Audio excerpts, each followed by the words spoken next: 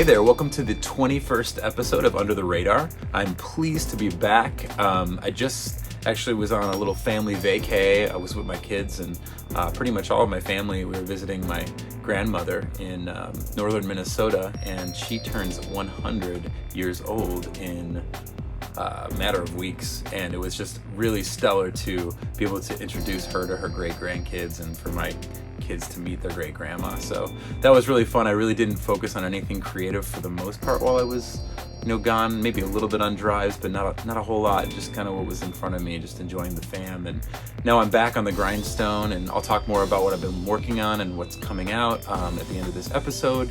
But to continue on in this series of bands that I've been covering that were bigger, I'm calling them heavy hitters, that were kind of the bands that influenced us in the scene that we were in the Chicagoland area, that were touring, that were on labels. They were from the Midwestern Chicago area, bands that also were in bands in the 90s before these bands that they were in the 2000s, signing to labels. So like these bands had been around in different forms, their members. And so anyway, yeah, this is another heavy hitting band. Again, I'm wearing the t-shirt. The band's called Lawrence Arms. Little history about Lawrence Arms. Lawrence Arms are another part of the Slapstick family tree. And I think I've described this before, but like the band Slapstick was kind of like the NWA of punk rock in Chicago, like punk and ska and indie rock, like just all those things, the underground DIY scene. Because their family tree just extends out to so many bands like I've covered before, were Alkaline Trio, and I talked about Tuesday. There was a band called the Broadways that came out of them, which the singer of Slapstick is also one of the two lead singers of the Lawrence Arms. His name's Brendan Kelly. There are three of them, so they are a trio. The other singer and guitar player of the band was in a band called Tricky Dick, playing guitar. His name's Chris. And then Neil is the drummer, Neil Hennessy. He was in Baxter and the Killing Tree prior to Lawrence Arms. So yeah, these bands were playing in the scene and, getting their feet wet long before a lot of the people my age, when we entered into the Chicago area and started playing Fireside Bowl and stuff. Like, these were the bands that we would go see at the Fireside Bowl that we were looking up to. And so yeah, Lawrence Arms is a Chicago punk rock trio. They were on Asian Man Records, and so they put out like 2 full lengths on Asian Man Records, and then after the 2 full lengths, they put out a couple split CDs, one with Shady View Terrace and one with the Chinkies. And the Chinky split is probably my favorite, I dare to say, like my favorite release by them. Those 4 songs by them on here are just fire. But that should say something, because this was the last release that they put out on Asian Man until Fat Records heard this split and signed them.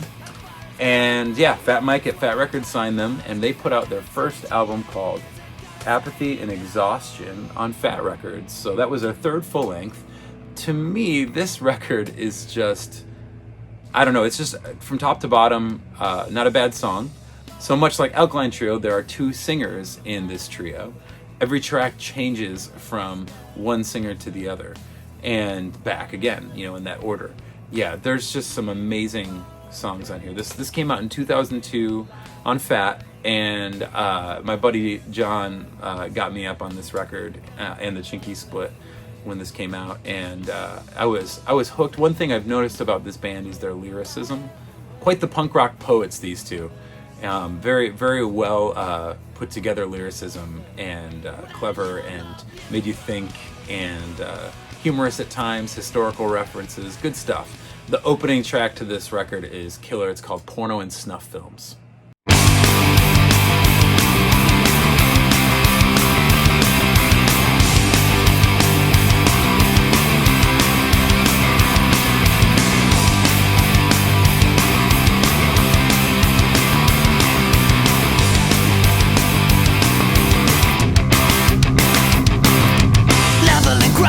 Gravelly groans, exude my exhaustion, cannon on my toes. Your soul is afloat.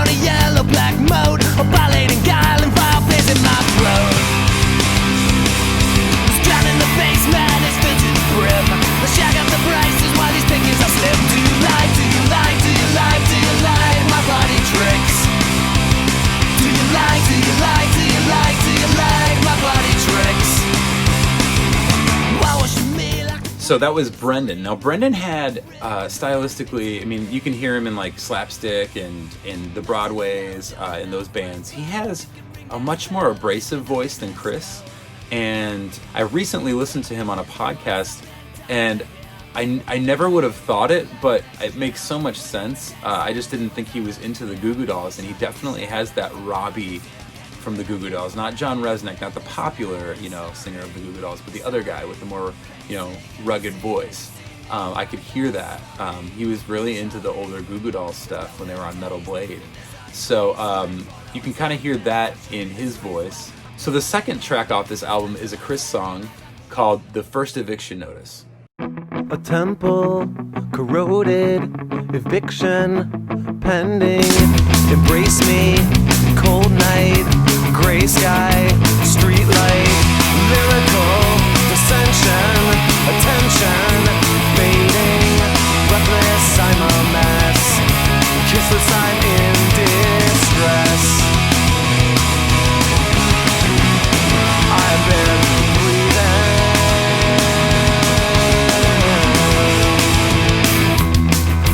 crowning anguish, locked up nervous reflex, I've got to build up from the inside.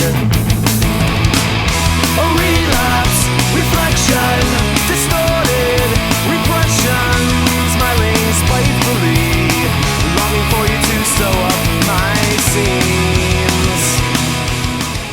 Now, as you can hear, Chris's style of singing is a little bit more smooth. I personally thought that he had a very Blake Schwarzenbach from Jawbreaker kind of voice meets the singer of like Psychedelic Furs and Love Spit Love, that guy. Like, I feel like somewhere between Jawbreaker and them, like that vocal style was very reminiscent. Like, if you ever listen to like the song Pretty in Pink, like I could hear like Lawrence Arms covering Pretty in Pink and just slaying it. I would have loved to hear that. So my favorite song on here by Brendan is a song called Boatless Booze Cruise Part 1. Winter has come back, can you find your coat? Let's go wash the water while the brine is to float. Slip my throat, it's more than a 10 over 2. Slip my throat, I got tired of the shoe. Now I'm breathing, what's smoky, I cried in steam. I dream that I slept and I actually dream. What it is a sickness, what it is regret. And I might be tired, but I'm not dead yet. Don't forget to forget you forgot me. When I show up at your door, I'm gonna remember that you are my friend, and fall asleep on your floor.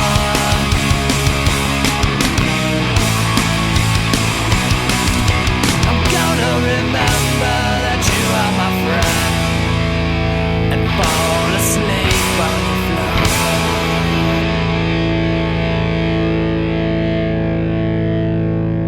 I mean, listen to those lyrics, like on that chorus, like, what it is a sickness, what it is regret, and I might be dying, but I'm not dead yet. But don't forget to forget you forgot me, because when I show up at your door, I'm gonna remember that you are my friend and fall asleep on your floor. Like, that's brilliant. I just love it. Like, such good lyricism out of this band. Probably my favorite Chris song on here is Your Gravest Words.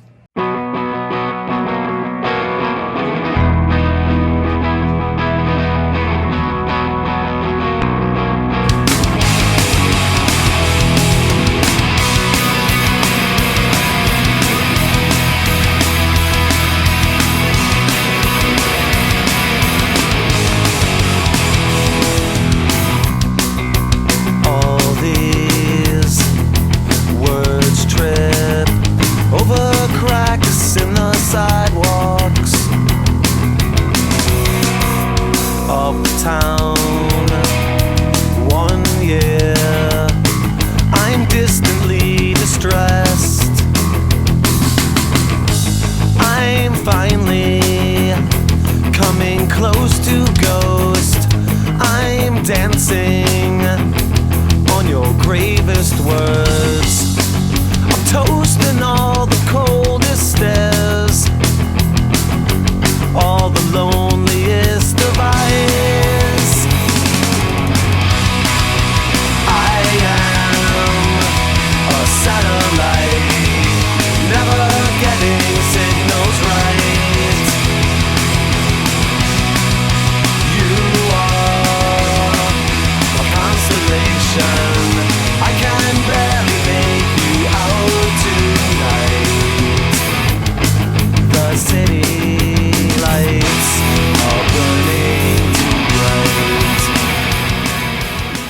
This album is just chocked full of amazing punk rock songs. Again, this is recorded by Matt Allison, who also did Alkaline Trio, Honor System. I know I've listed off so many bands that he's done before. Duval he did. Just a great Chicago producer of a lot of punk rock music. But I'm pretty sure they did every single record with Matt Allison. So again, Lawrence Arms and like Alkaline Trio were kind of like the bands at the moment that were kind of selling out the fireside and heavy hitters, like I said before. So mad respect for Lawrence Arms. Always been a big Lawrence Arms fan. They definitely influenced me on a lyricism path on a bunch of material that I was writing in the like early to mid 2000s. Always loved them. So if you love Lawrence Arms, feel free to drop a comment, your favorite Lawrence Arms song, release, or if you think I'm right about this being a top-notch record. This is my favorite personally. I know Fat Mike listed it as like one of the top 25 best or most like staples of the Fat Records catalog, and I couldn't agree more. This is absolutely my favorite. Anyway, game changer for me. So in other news with Slave to Servant, on that front, last week when I got back, I spent all week just making interludes and finishing interludes. I'm calling them interludes because they're not like pop songs. They have a lot of dialogue in them. There's minimal vocals here and there, but they're kind of like almost listening to like electronic music with dialogue or like house music with dialogue. It's almost something where it's more like that, but it's more urban than like electronic straight up. So finished all my interludes, quote unquote, and I'm now working on finishing the songs that I've been writing, and I'll be doing some traveling to track some drums for a few of the songs with a buddy of mine who plays in a band called For the Fallen Dreams named Mark Esses. Also used to play with his band Flowers for Dorian a lot. I'm looking to get another friend, unconfirmed, but another friend who's a gal who I know from the Chicago area to sing a duet with me on a song, which I think would be really stellar. I'll keep you posted on that. But yeah, that's what I'm working on with the Red Tape right now. Since I have all this downtime, things have slowed down on the cover gig circuit for me here. And so the most exciting thing for this week is in a few days from now, Friday, on this Friday, we will be dropping our very first single and music video for Never Greener, which is on the album Escape Babylon, which we probably won't release the entire album for another year. We're just gonna push out videos for it and singles like every couple months for the next year. That's kind of how people do things nowadays, and unless some label wants to get involved and put it out, that'd be cool. But if not, I'm just gonna keep trudging ahead, filming music videos, scripting, being creative. That's what I love to do. So a year ago, I starred in a music video by a metal band called Outlier for the song Who We Are. And Jesse shot that music video, and that music video I think premiered on Alternative Press. I think it was this last summer. Pretty intense. There's a lot of special effects and explosions and blood, and yeah, it was kind of a wild role for me to play. But it was a lot of fun working with Jesse there, and he just puts out such amazing quality. He's just so good at what he does. That drops as a single on all digital platforms, including Spotify and iTunes and all that good stuff on this Friday, the 16th of October. And yeah, thanks for your time.